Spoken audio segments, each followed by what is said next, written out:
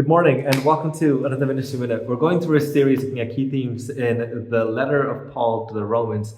Today, I want to talk to you about the first few chapters in this letter.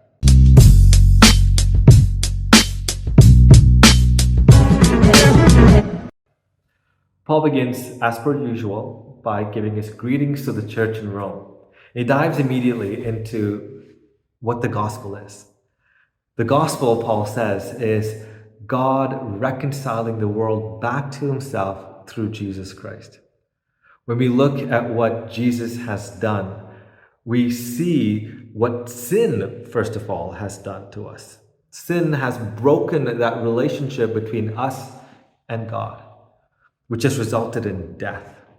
But through the death of Jesus Christ, we have been reconciled back to God. We can now have a right relationship with Him. But then he dives into sin. So you see, some people, knowing the penalty of their sin, continue to live out their sinful lives. And what happens when they just keep living into their sin? Paul says, God's just going to back away. He will let them live out the consequences of their sin. You ever wonder what happens to those people who are not repentant, yet they know the gospel? Paul says, God's just going to back away. God's going to allow them to live out the consequences of their own actions.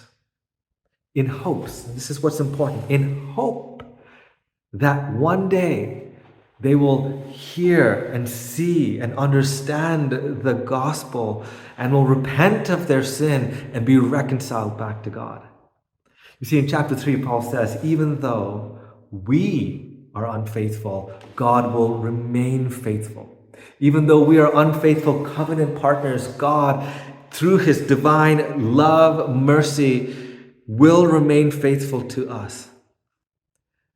God hopes and God longs that we return to Him, that we accept this gospel message, and we are reconciled back to Him. This is the good news of the gospel. And we'll talk a bit more about that in the next few chapters. Paul is going to say, even while we were sinners, God was faithful to us. That's my Ministry Minute. I'll see you soon.